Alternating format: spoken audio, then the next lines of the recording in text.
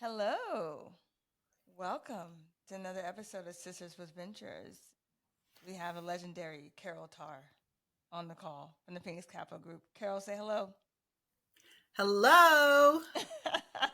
So, Carol and I go way back to last year when we were on a racial equity impact group together with the Gin, and I got to meet other amazing impact investors focused on racial equity. And I got to learn a little bit about Carol. She's such a fascinating woman.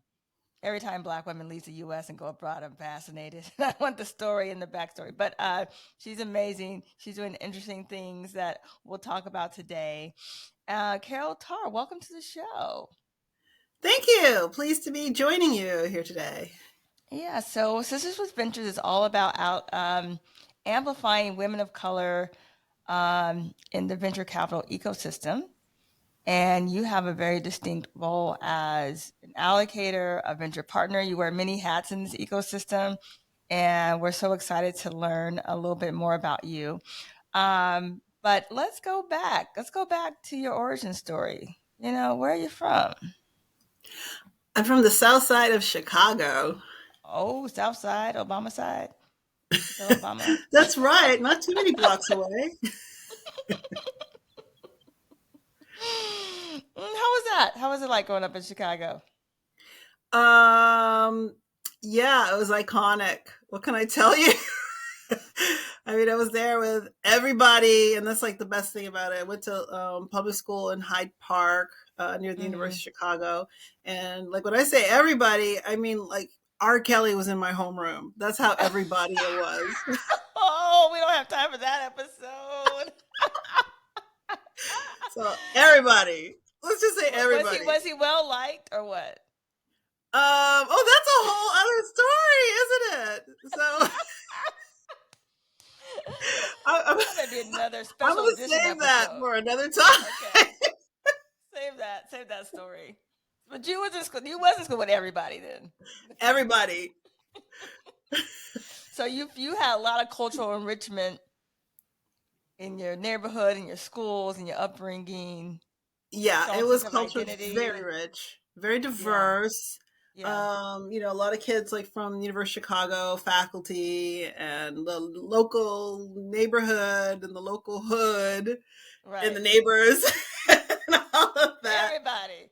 Yeah, and so yeah, but it was one of like the top 3 or 4 high schools in the Yeah, city. So yeah. I took the bus in to get there and started off in like the 7th grade. So I was in part of a 2 year prep class to go there, like a group of 30 that matriculated into this high school. So Nice. part of a little cluster of nerds. Brilliant people. So what did you do after that? Yeah, I went out to undergrad in Connecticut. And I went to Wesleyan, and there I studied East Asian studies and religion. And I went to Wow. Japan my 3rd year and studied in Kyoto, so I can speak a little bit of Japanese. What? Nihongo ga dekimasu yo, What? which is Oh, great because uh, I have a Japanese fund manager I'm working with now. So you never know when this stuff is going to come in handy. that's true. That's very impressive. Okay, so you're East Asian scholar, and I was. Yeah, and then I so did what? it in graduate school also, but then I switched to Chinese and I did Mandarin Chinese for a couple of years. And then I switched to classical Chinese because I wanted to read Confucius in the original. And then I Oh, switched to wow. 19th century Qing documents. So I did a lot of I do a lot of granular detail. I do a lot of nitty gritty, which I think is why I landed up firmly in impact measurement and management, if you know what that Exact, is. exact. That's a direct career path correlation. That's exactly where you were headed with that. Perfect. Perfect. It all makes sense now. I love it when nobody understands why you're making these choices, and then 20 years later, you Right. say it. You're able to say, "See, I told you it See? would all make sense in 20 years." Right. So you're like this Renaissance woman from Southside, East Asian scholar. I mean, so what was your first job? My first job, I worked at Tiffany's, um, Ooh, that's a nice selling first job. jewelry to focusing on the Japanese customers and telling them how incredibly cute they looked in it. because the thing about sales is that you have to find out what it is that someone needs to hear that will, Yeah. get them to pull the trigger on it. So, like, some people you would say, "Oh, it's elegant. Oh my gosh, it looks so elegant," or "It's lovely." But Yeah. for the Japanese, you tell them it's kawaii. It's super cute, Kawaii. and that's what generates sales in Japanese. So you gotta, that's the thing about like studying like social science and everything like that, which I did Right. a lot of, is that you kind of learn to understand people and their triggers and, Mm. what makes them want something, right? Right. Right. Again, why I ended up perfectly suited for VC. Right. I mean, I mean, I can't say that was for good. I mean, consumerism, you study behaviors. Yeah, it was like I mean, field work. field work, I have field to work. say that my little time at Tiffany's, I didn't spend a lot of time there because then I went to Yeah. work for my dad in the family business in real estate after that. But I'm sure glad I got that direct sales experience. Yeah. Yeah. Okay, tell me about Dad's family real estate business. South Side, apartment buildings, a lot of affordable housing. We were really Oh, definitely involved with affordable housing, a lot of Section 8. And so I worked yeah. as a property manager for That him. had to be colorful. That had to be a colorful, very colorful. That was Can you tell me a craziest story? Crazy extremely tenant story? colorful. Well, people, because you have to, and it's funny because I put this to use now, especially with affordable housing. It's like ethical, like collections, ethical evictions, and how Mm, you let someone retain their integrity while they're going through this kind of crisis-ridden situation. And you have yeah. to treat them with dignity and respect and tell them how it's going to work out. You give them a lot of options, but when it doesn't come through, it's business, right? Yeah. So, so you leave them, that's the thing. You have to leave them with their integrity and dignity and respect. And I ended up I don't want to say putting out this woman, but convincing this one woman that she really needed to get her stuff and go before she got put out. And it was done in such a way that she became my mom's caregiver, like Oh 15 years, like wow. 20 years later, and was her companion up to the end of my mom's Wow. life. Okay, So this that's this why is a I'm really big on dignity and respect in this the is a personal process. message for me because I don't know that I've been such a kind landlord to my tenants who didn't pay rent. And you know what? Because it could come back to you. It could come back to you, and that dignity. Thank you for Yeah. that. Thank you for that memo. That was for me. That Oh, was for okay, me. good. Yeah, you never know what Yeah. little hidden gems are up in there. It's a life of experience, and Right. my street experience has been incredibly invaluable to me as I headed towards other shores.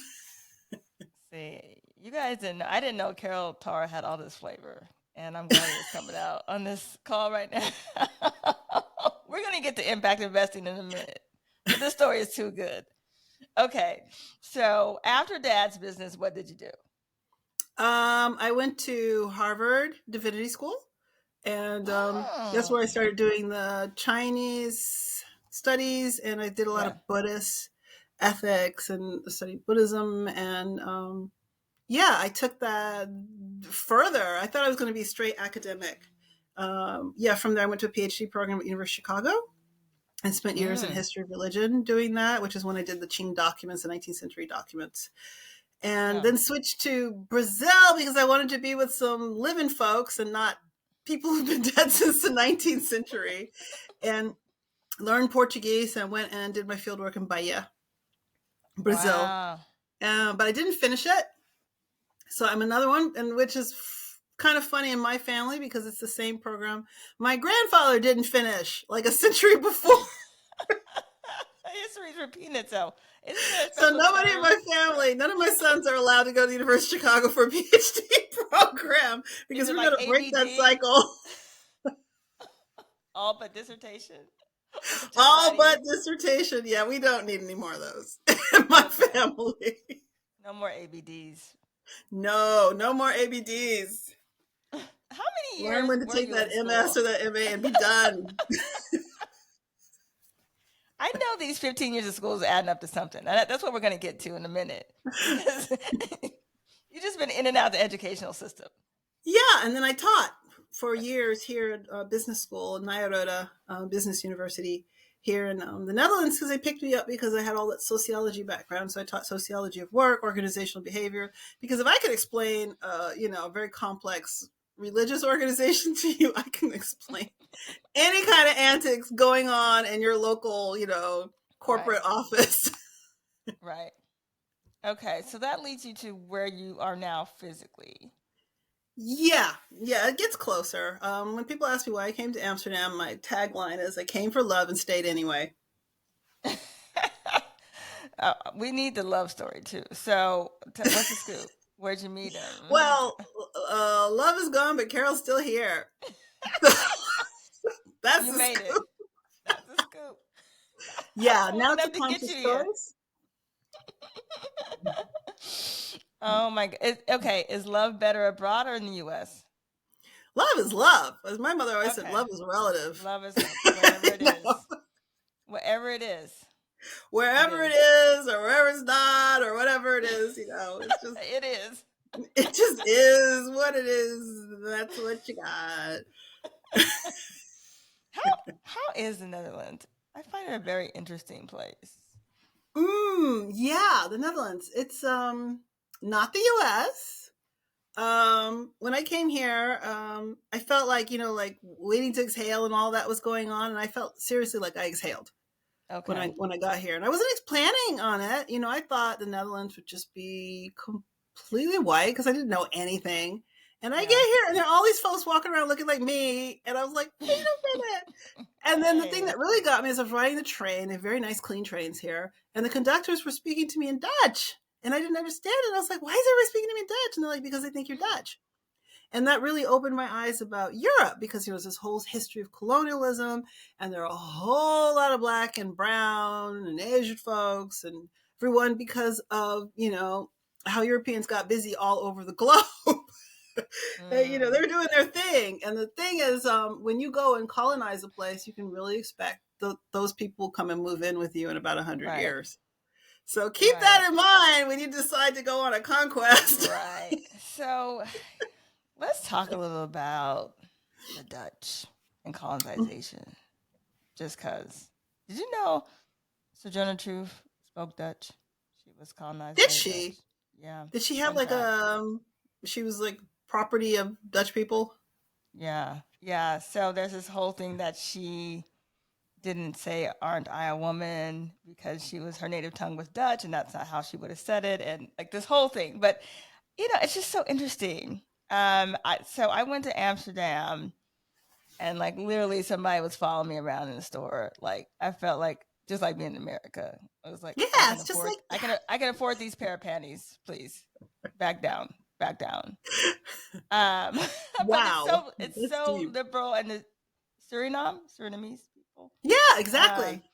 are In the South America. people. That's why they think we just blend in.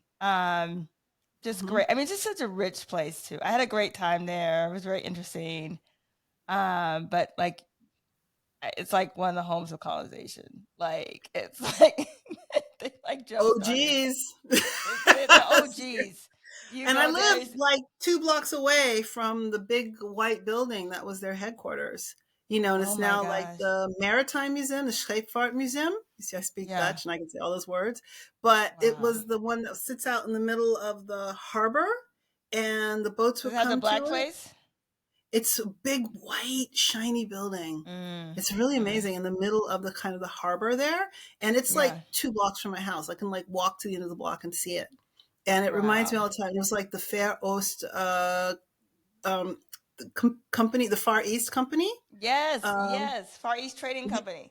yes, so that's at the like Yes. really 2 blocks away from me, and it Wow. reminds me all the time because I always just call it the VOC because that's what the name is, VOC, the Far East Trading Company. Yeah, you can call it the Maritime Museum. I'm going to call it the VOC because that's what it is. Right. Right.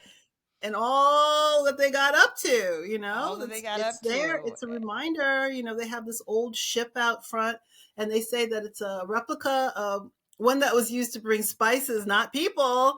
Spices from the Indonesia where they were up to doing stuff, and My goods. but I walked through because apparently slave ships were built there were ships, right? Right. Built the same Right. sort of way, so you can walk through and you can kind of imagine, but you can't imagine the horrors of all those people stacked up on top of each other.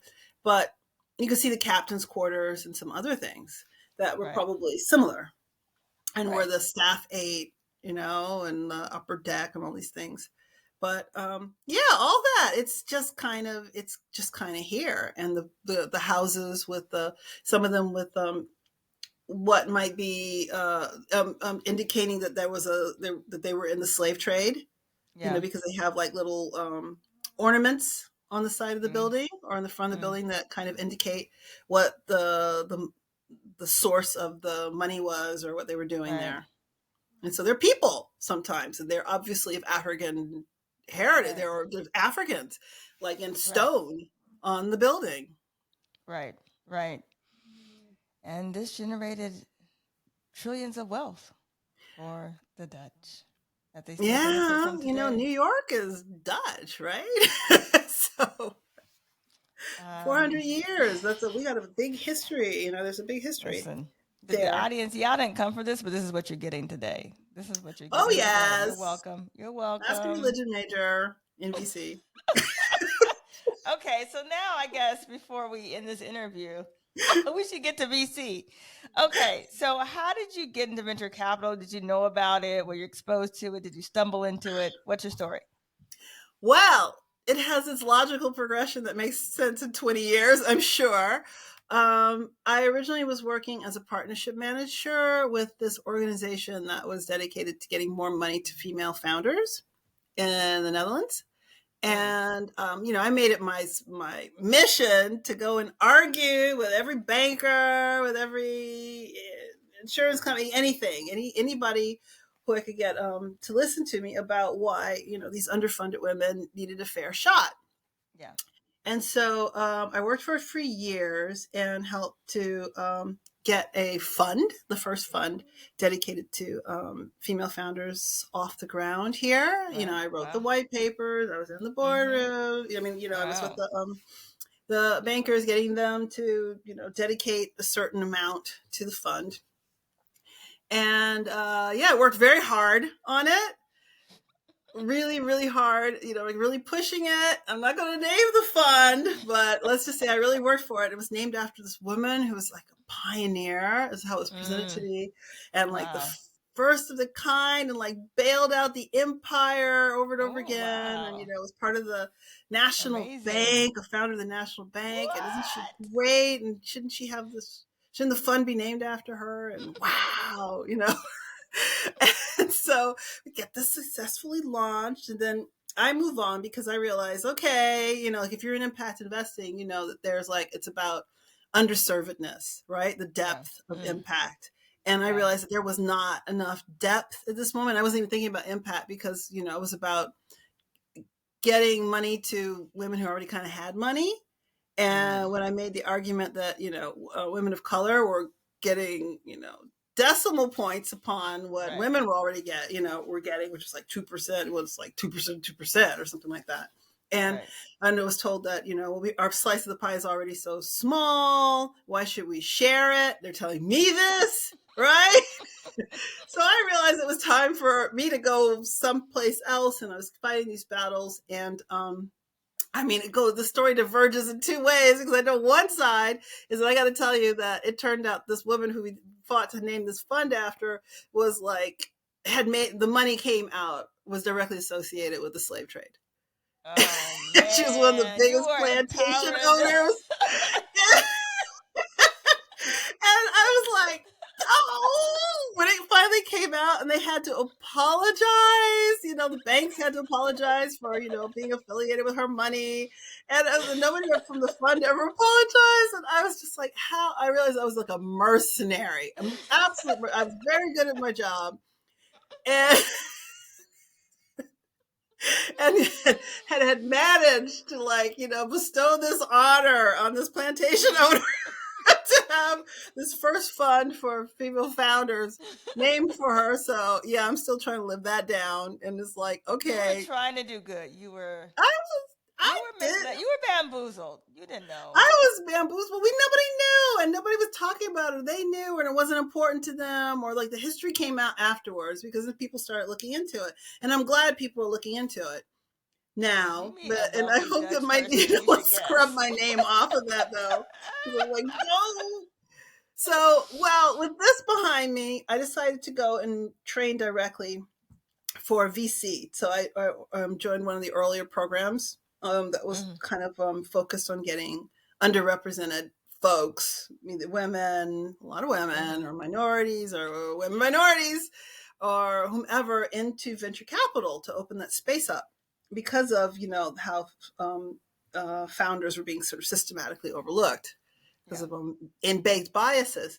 So I went through this kind of program, and I decided to go in the direction of impact because I started working on research that was looking at faith-based investing, which of course you can see this all coming together now, Ding ding right? ding ding ding ding ding. Ding, ding, ding! There it is. See, everybody, I was right. And so I became this. I'm becoming this is kind of like the field expert in faith-based investing, mission-driven investing, values-aligned investing.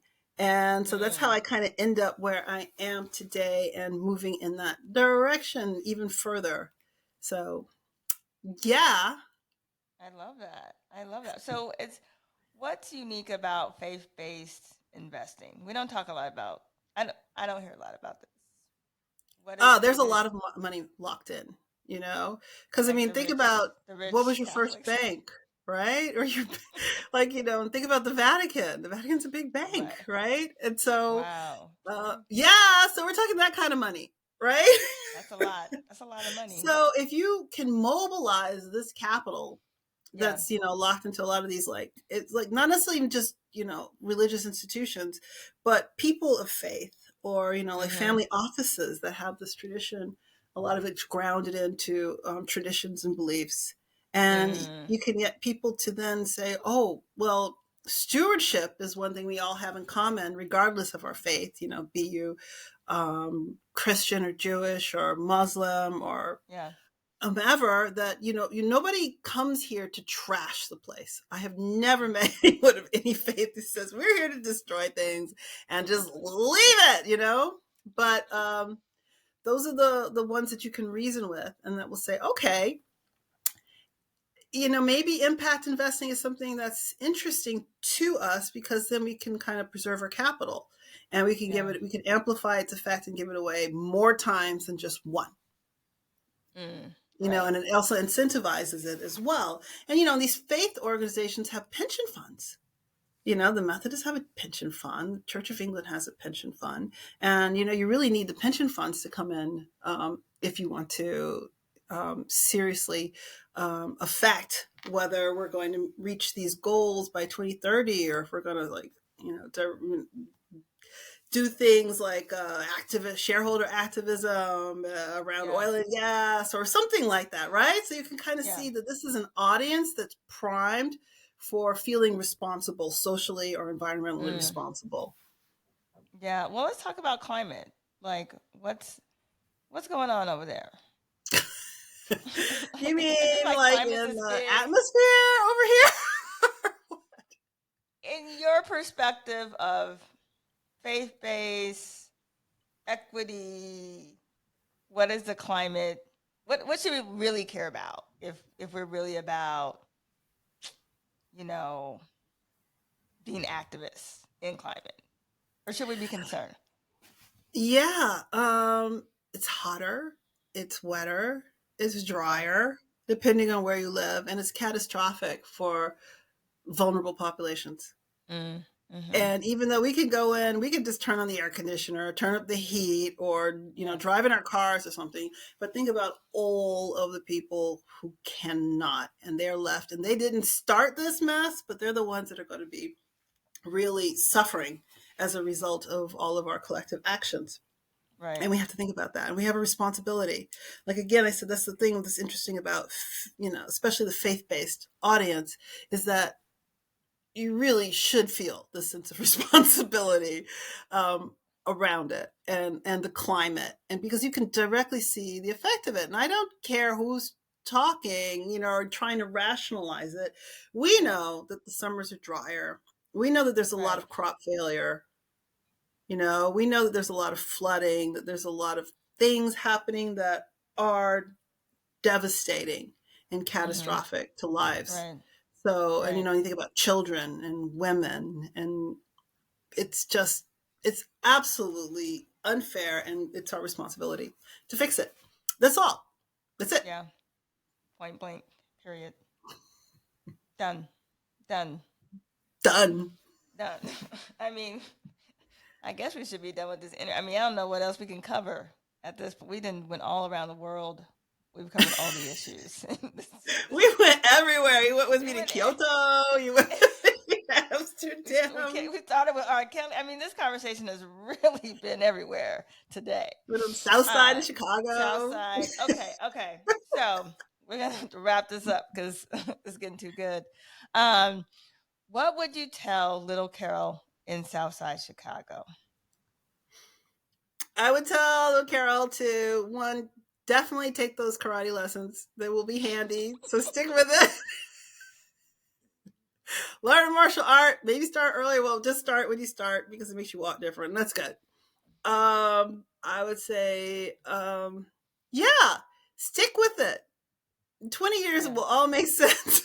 in 20 years. What about that PhD? What would you tell little Carol? Just let that go because Let it you're doing it for other people. release.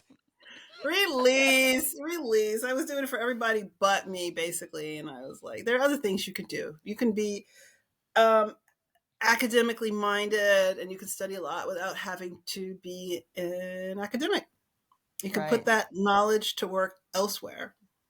So is your family proud of you now? I suppose, yeah. Not sure. Hey, they don't, they're not going to tell you all that stuff because you didn't they think you're going to stop working. Well, we are proud of you, okay? If mom and Aw, dad thank didn't you. tell you, we are so proud of you and the work that you're doing, and you're representing us on so many levels, and you showing we are not a monolith, because there's no one like you, Carol Tarr. Let me tell you, after this conversation today, there's no one like you, and you are amazing. And we thank you for spending this quality time on us with Sisters with Ventures. Is there any way that we can support you or follow you or connect with you that you want to share?